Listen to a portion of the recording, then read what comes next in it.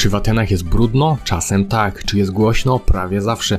Ale czy warto tu przyjechać? Absolutnie tak. I zaraz udowodnię wam dlaczego. Zapomnijcie o nudnych przewodnikach, w których mówi się o Atenach jak na lekcji historii. Dziś zabieram was w trasę przez 20 moich ulubionych miejscówek w stolicy Grecji. Zobaczycie, że Ateny to nie tylko ruiny. Wejdziemy na wzgórza z panoramą, która wyrywa z butów. Przejdziemy się po dzielnicach pełnych niesamowitego street artu i oczywiście zahaczymy o klasyki, bo być w Atenach i nie wyjść na Akropol to grzech. Aby ułatwić wam planowanie, kompletną mapę ze wszystkimi zaznaczonymi atrakcjami wrzuciłem w opis pod filmem. Zapiszcie ją sobie i ruszamy w miasto.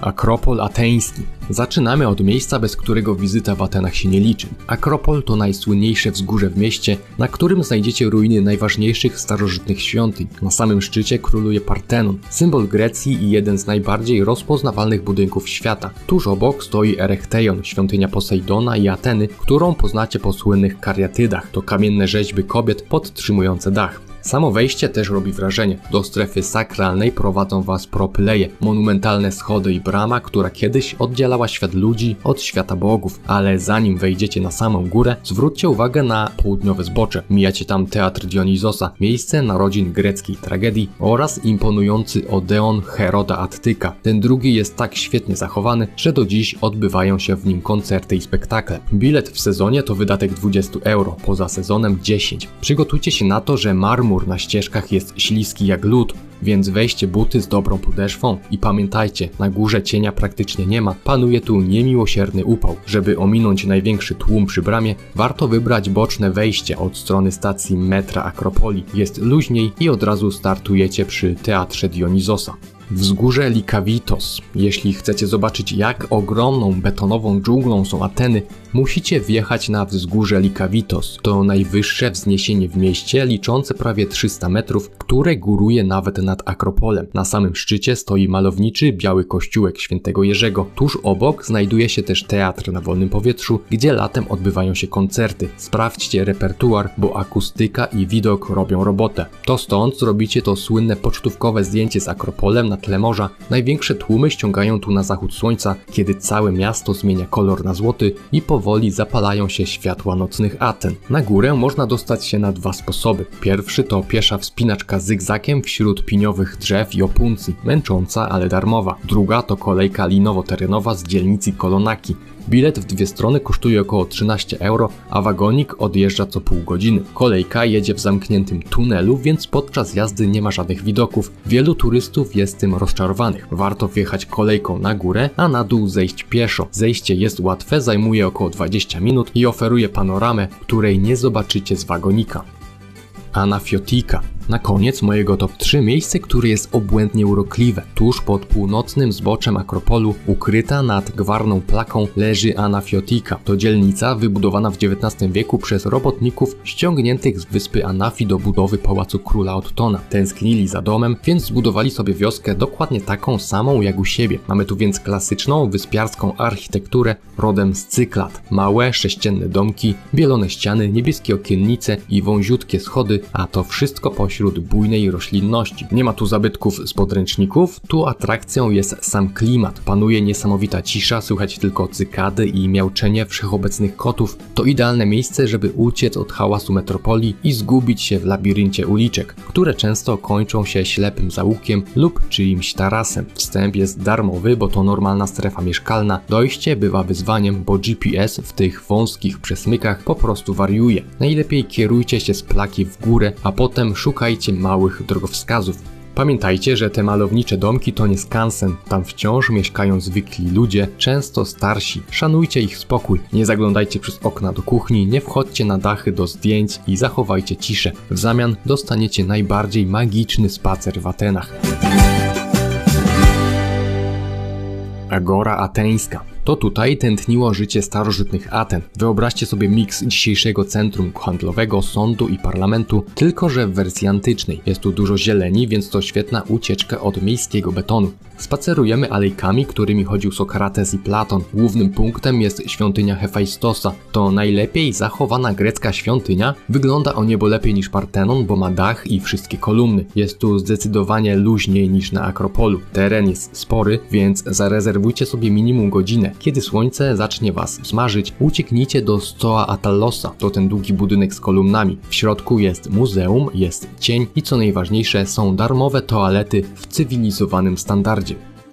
Dzielnica Plaka, najstarsza dzielnica Aten leżąca u stóp Akropolu. To jest ten obrazek Aten, który macie w głowie. Wąskie uliczki, neoklasycystyczne domy i tawerny z kraciastymi obrusami. Jest turystycznie, głośno, ale bardzo klimatycznie. Tutaj się po prostu gubimy. Chodzimy bez mapy, zaglądamy do sklepików z rękodziełem, kupujemy sandały, pijemy mrożoną kawę. Dojdziecie tu pieszo z placu Syntagma lub Monastriki. Uważajcie na naganiaczy w restauracjach przy głównych ulicach. Jedzenie jest tam średnie i drogie. Szukajcie najstarszej destylarni w Atenach, Bretos. Ściana wypełniona kolorowymi butelkami wygląda obłędnie na zdjęciach, a ich domowe uzo zwala z nóg, dosłownie i w przenośni. Plac Monastriki i Pchlitark. Serce chaosu. To miejsce to jeden wielki tygiel. Z jednej strony widok na Akropol, z drugiej meczet, cerkiew i tłumy ludzi. Jest głośno, brudno i intensywnie. Buszujemy po Pchlim Targu, znajdziecie tu wszystko od chińskiego plastiku, przez stare winyle, aż po antyczne monety i hełmy z II wojny światowej. Stacja metra Monastriki wyrzuca was w samym centrum akcji. Uważajcie na kiszonkowców, w tym tłumie to ich naturalne środowisko, więc uważajcie na portfel czy telefon. Warto kupić tutaj owoce, winogrona, granaty, cytrusy czy figi. Dostaniemy je za ułamek ceny z supermarketu. Areopag, wzgórze Marsa, wielka śliska skała tuż obok wejścia na Akropol. To miejsce historyczne. Tutaj święty Paweł przemawiał do Ateńczyków, a w starożytności sądzono tu morderców. To najlepszy darmowy punkt widokowy na Akropol. Siedzicie na kamieniach, pijecie zimny napój i patrzycie na podświetlony Partenon. Widok jest niesamowity, szczególnie po zmroku. Wstęp darmowy 24/7. Wejście prowadzi m.in. po metalowych schodach, a skały na szczycie są wyślizgane przez miliony turystów, więc przydadzą się porządne buty.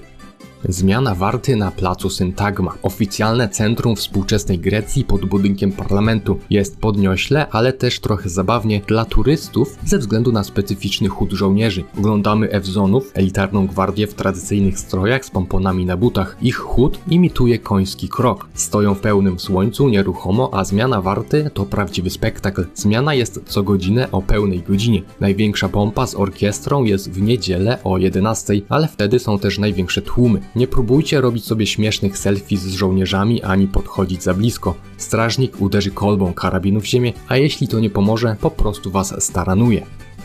Stadion Panateński. Jedyny na świecie stadion zbudowany w całości z białego marmuru. To tutaj odbywały się pierwsze nowożytne Igrzyska Olimpijskie w 1896 roku. Możecie poczuć się jak olimpijczycy, przebiec się pobieżnie i stanąć na podium do zdjęć.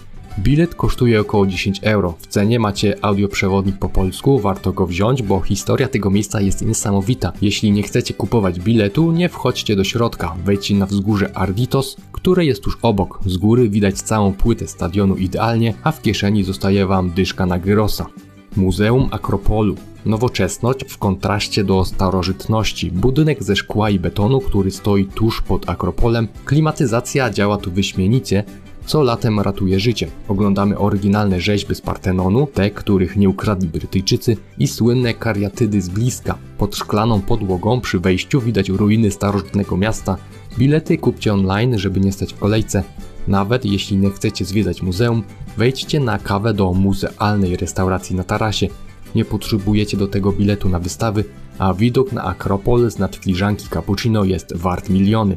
Centralny Targ Miejski. To miejsce, gdzie lokalsi Ateńczycy kupują jedzenie. Zapachy mięsa, ryb i przypraw mieszają się w powietrzu. Jest mokro, głośno i bardzo autentycznie. Zobaczycie wiszące tusze zwierzęce, głowy jagniąt i gigantyczne ryby. To nie jest pokazówka dla turystów, to prawdziwy targ. Zamyka się wczesnym popołudniem, około 15-16, więc najlepiej przyjść tu rano.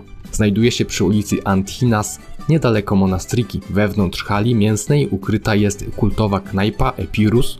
Żywią się tu rzeźnicy i nocni imprezowicze. Spróbujcie ich zupy z flaków. To grecki sposób na kaca i dodanie energii. Świątynia Zeusa Olimpijskiego. Grecy budowali ją ponad 600 lat. Z ponad 100 kolumn zostało tylko kilkanaście, ale ich skala pokazuje, jak potężna to była budowla. Spacerujemy wokół ruin. Jedna z kolumn leży powalona na ziemi jak klocki domina. Pozwala to zobaczyć z bliska, z jakich segmentów składały się filary. Wejście znajduje się od strony łuku Hadriana. Teren jest bardzo nasłoneczniony, nie ma w ogóle cienia. Warto o tym pamiętać. Dla oszczędnych mam patent. Świątynię świetnie widać zza płotu od strony ulicy. Jeśli nie chcecie kupować biletu, możecie podejrzeć ją przez ogrodzenie. Pireus i Mikrolimano. Zapomnijcie o brudnym porcie, z którego odpływają wielkie promy. Mikrolimano to urocza zatoczka w Pireusie, pełna jachtów i drogich restauracji. Warto wybrać się tu na spacer wzdłuż wybrzeża i kolację z owocami morza. Tutaj przyjeżdża się na świeżą rybę i wino, patrząc na kołyszące się łódki. Dojazd metrem, linia zielona, do Pireusu, a potem krótki spacer lub podjazd trolejbusem taksówką do samej zatoczki. Zamiast drogiej kolacji w pierwszym rzędzie przy wodzie, wejdźcie w uliczki dzielnicy Castella, która pnie się w górę nad portem. Widok z góry na zatokę jest jeszcze lepszy, a ceny w knajpach niższe. Narodowe Muzeum Archeologiczne. Jeśli macie zobaczyć tylko jedno muzeum w całej Grecji, to przyjdźcie tutaj. Wygląda trochę oldschoolowo, ale zbiory to światowa ekstraklasa. Zobaczycie na żywo złotą maskę Agamemnona czy mechanizm z Antikytiry, czyli starożytny komputer. Muzeum jest trochę na uboczu, w dzielnicy Exarcheia. Najlepiej podjechać metrem do stacji Victoria i dojść kawałek. Nie próbujcie zobaczyć wszystkiego, popadniecie. Zróbcie listę najważniejszych eksponatów, zobaczcie je, a resztę potraktujcie spacerowo. Inaczej wyjdziecie stamtąd z bólem głowy od patrzenia na tysiące glinianych amfor.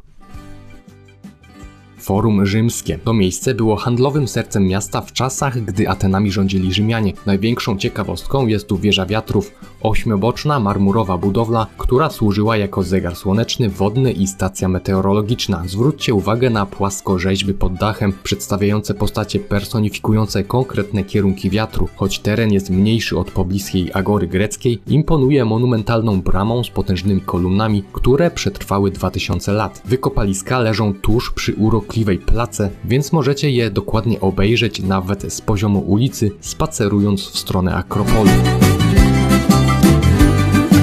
Wzgórze Filopapou. Większość turystów pcha się na kolejkę na Lycabettus, a wy zróbcie to mądrzej i idźcie na wzgórze Filopapou. To w zasadzie sosnowy las w samym centrum miasta, gdzie zamiast betonu macie śpiew cykad i święty spokój. To właśnie stąd zrobicie to idealne pocztówkowe zdjęcie Partenonu, bo jesteście na tej samej wysokości co Akropol, a nie patrzycie na niego z dołu. Wejście jest całkowicie darmowe, a spacer łagodną ścieżką zajmie wam może 15 minut od stacji metra Tiso. Najlepsza opcja? Weźcie ze sobą wino, jakieś przekąski i wpadajcie tu na zachód słońca. Nie ma tu barów ani komercji, tylko wy, natura i Akropol świecący się na złoto. Dzielnica Exarchia. To miejsce nie jest dla każdego, ale jeśli lubicie alternatywę i street art, to miejsce was wciągnie. To dzielnica studentów i anarchistów, gdzie każda ściana jest zamalowana graffiti, a klimat jest brudny, głośny i w 100% autentyczny. Nie szukajcie tu zabytków, tu się chłonie atmosferę buntu i pije tanią kawę. Jedzenie w tutejszych tawernach jest o wiele tańsze niż na turystycznej place. Wpadnijcie na obiad do kultowej tawerny Rosalia. Ich ogród to totalna oaza. W dzień jest tu bezpiecznie, ale wieczorami miejcie oczy dookoła głowy i nie róbcie zdjęć ludziom bez pytania, bo lokalsi bardzo cenią swoją prywatność.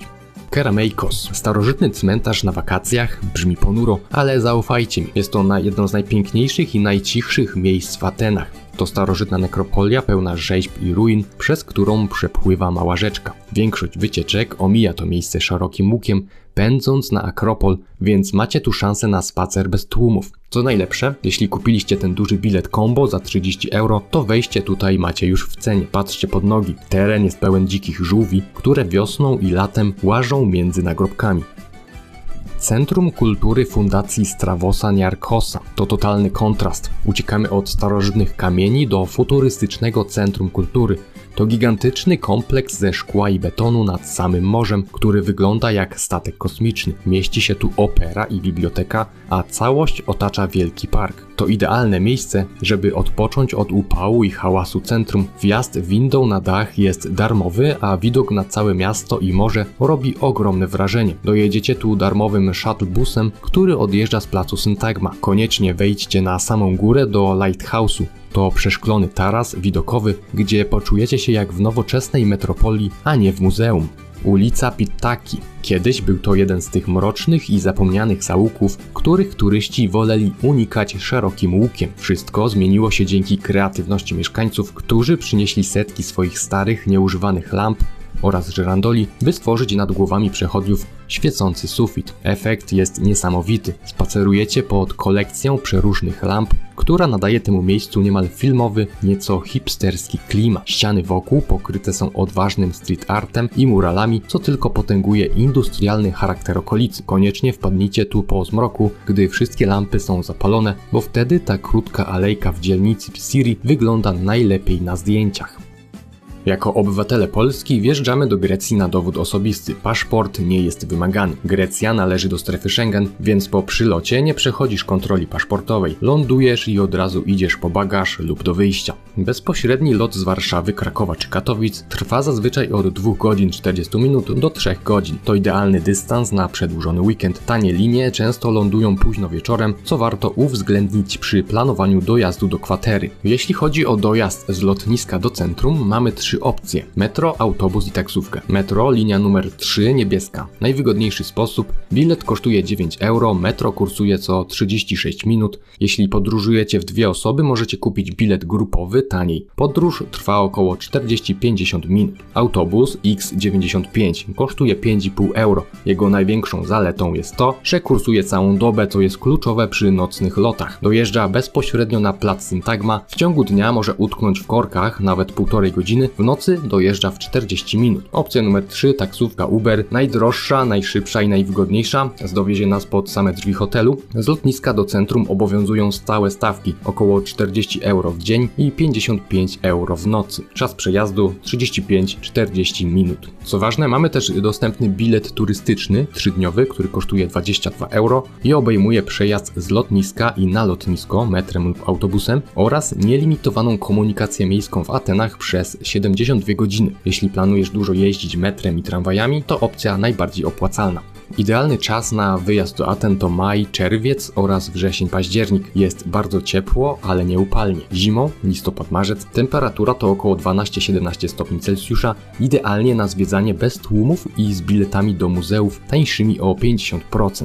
Na ile dni pojechać? Aby zobaczyć świętą siódemkę antycznych zabytków i poczuć klimat Plaki, wystarczą 3 pełne dni. Jeśli chcesz dołożyć wycieczkę nad morze lub na pobliską wyspę, zaplanuj 4-5 dni. Fajną opcją jest bilet łączony Combo Ticket. Kosztuje 30 euro i jest ważny przez 5 dni. Obejmuje 7 kluczowych miejsc: Akropol, Agorę Grecką, Agorę Rzymską, Bibliotekę Hadriana, Świątynię Zeusa, Kerameikos i Liceum Arystotelesa. Najlepiej kupić go online na oficjalnej stronie, wybierając datę i konkretną godzinę wejścia na Akropol, ponieważ Akropol to jedyny obiekt z tej listy, który ma limit wejść. Co ważne, jeżeli nie udało nam się kupić biletu online, nie warto stać w gigantycznej kolejce pod Akropolem.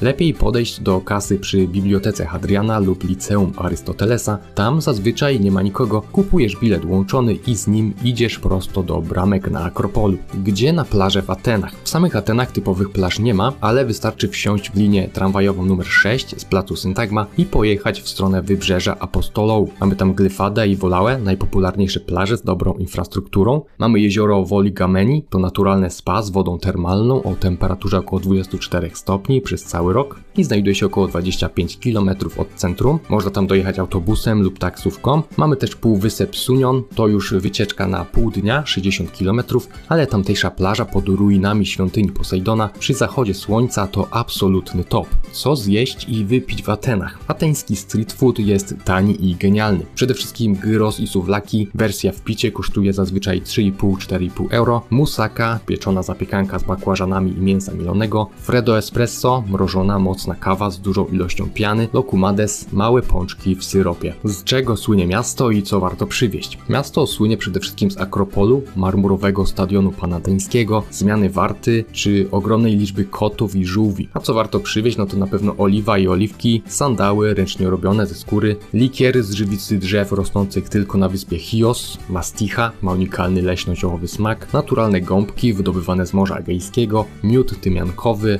uzo czy mastisza, czyli lokalne alkohole. I na sam koniec kilka szybkich protipów. Papier do kosza, nie do toalety.